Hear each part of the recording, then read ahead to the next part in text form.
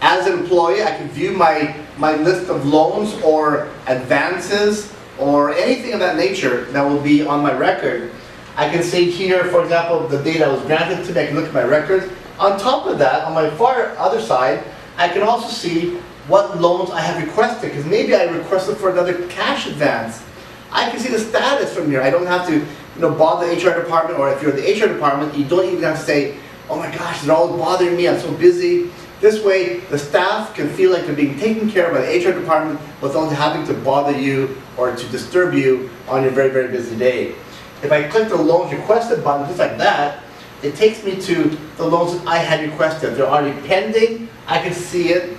I can also see the status, if it's been approved or not. So this really streamlines the HR department very, very well, especially if you are in a company that is very big, that there are different areas, like you're in one country and the head office is in another. You streamline that, especially with the time difference, right? So going back to that, I go back to the main home page. Okay, and then another thing you can also see is the contributions. So your government mandated contribution will be deducted from your salary. What if you want to view it to see what's your status, instead of, again, bothering the HR department or then bothering you if you are the HR department?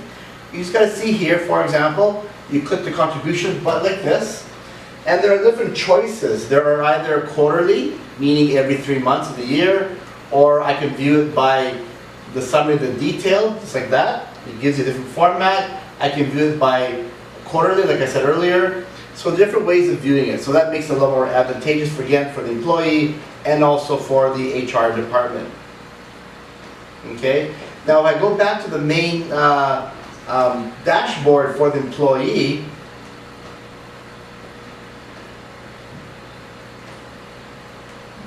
remind me, Paris, to I have a bug in my system.